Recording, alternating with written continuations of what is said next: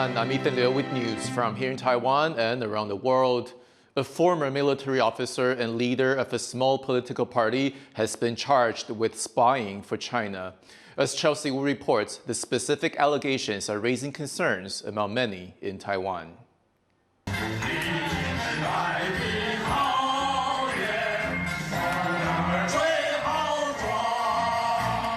A retired military officer, singing the patriotic song of Taiwan's military academy. But this veteran, Chu Hongyi, has been indicted along with 6 others. The charges they face: colluding with members of China's military to plan attacks inside Taiwan, potentially including the unofficial U.S. embassy. It's one of several cases of active and retired military personnel in Taiwan being accused of espionage for China. 这个部门的理解是我们没有现役军人涉案，但是就国防部立场啊，我们还是要对这些被吸收的退役军人要予以严厉的谴责，即使是被役的这些军人或者是退役之后呢，还是要对国家负有忠诚的义务。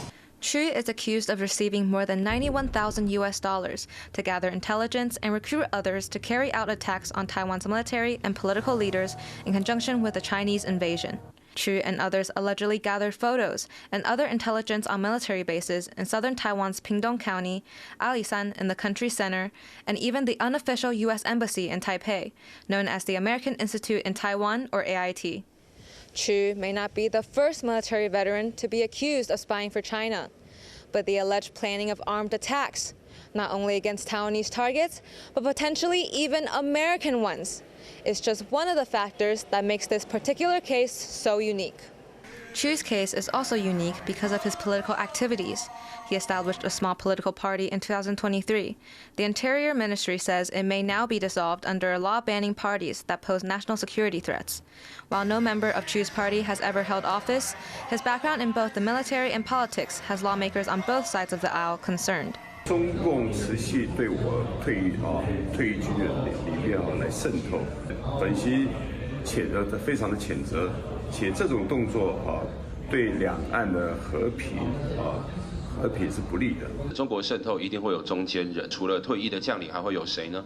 最重要的就是我们的立法委员，可以见到中国的官员，又可以接触国家的机密，又可以接触到一般的人民，做选民服务嘛。所以对中国来讲，立法委员是完美的中间人。 Taiwan's Mainland Affairs Council has said if the allegations are true, the veterans involved will lose their pensions. With an increasing number of espionage cases involving Taiwan's veterans, there is growing unease that some individuals who once dedicated their careers to defending the nation might now pose a threat to its security. Klein Wang, Chris Gorin, and Chelsea Wu for TaiwanPlus. In southern Taiwan, the saying, "one person's trash is another's treasure," is being taken to heart. Billy Wu has the story on how Yunlin County is turning incinerator ash into creative products. These small plant pots and aroma stones that can brighten up any desk may look like ordinary knickknacks, but they are made from something extraordinary, recycled incinerator ash, giving refuse renewed life in southern Taiwan's Yunlin County. 特别就是把红外再生力料，然后就是增加那个去化管道，然后把它做成香氛石，让这部分也是说加大的，就是说推广的管道，让民众可以了解说红外再生力料有其他更多的用途。 The county of more than 600,000 people has long grappled with the garbage crisis, accumulating 150,000 tons of waste by 2024. Without its own incinerator, Yunlin has to send its trash to another county for incineration. The ashes are then returned to Yunlin for disposal.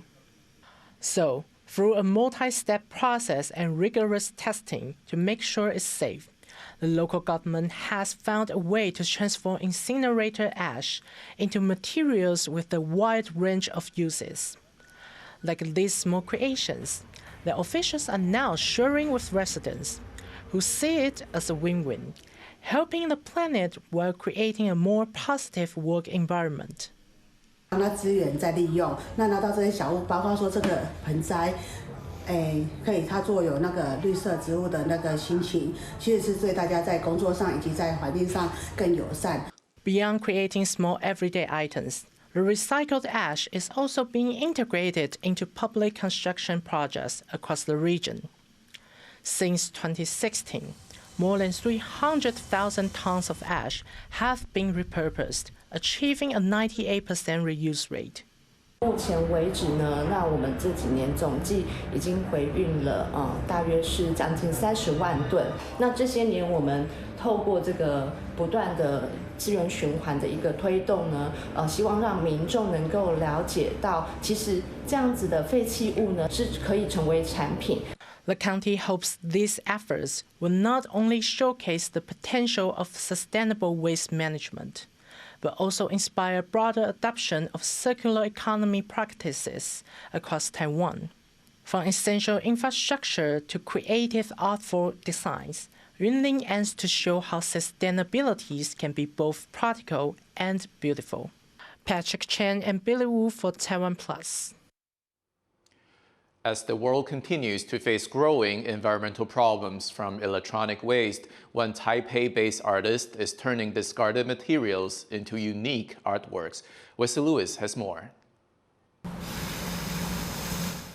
Taiwanese artist K-John is reimagining what it means to upcycle. He's known for his creative sculptures, crafted from old electronics that have been cast aside. 其实我一开始只做兴趣。我那时候没有想过说要往这方面走，只是觉得说，这东西不要的，然后拿来创作很好玩。而且我从那个时候开始，就是在陆续做了一些，就越做越多越好玩。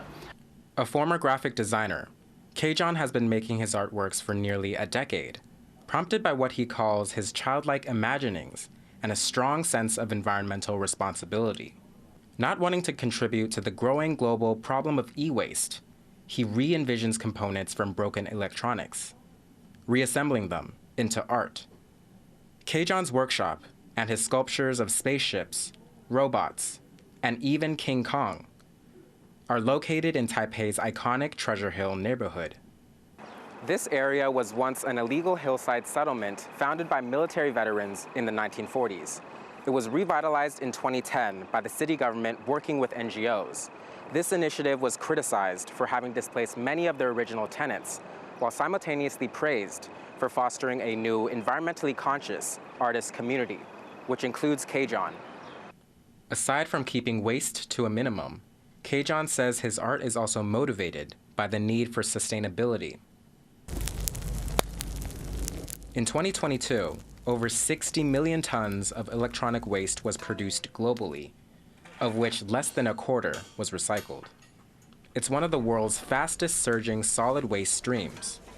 The WHO says the toxins in unrecycled e-waste could pose adverse environmental and health effects, especially for children and pregnant women, a concern that K-John hopes to help address. 我们制造的垃圾会越多，但我们一定没办法零垃圾，这不可能。但我们只能够减少垃圾，就是尽量绿生活。所以只能说，我们用现有的东西，让它更一个生命。Though the world's waste problem doesn't seem easily surmountable, K-John says he wants his art to inspire creativity and meaningful conversations among his community and those who visit Treasure Hill. And he doesn't intend to slow down, aiming to keep finding innovative ways to repurpose one man's heap of trash into another man's hill of treasure. Fu Huahong and Wesley Lewis for TaiwanPlus. Thank you for watching What's Up Taiwan. You can visit the TaiwanPlus website and follow our social media for more stories from Taiwan and around the world. Finally, we leave you with images from the 3rd Sumer International Arabian Horse Festival, where guests from around the world celebrate the beauty and heritage of this ancient breed. I'm Ethan Liu. Take care, and I'll see you next time.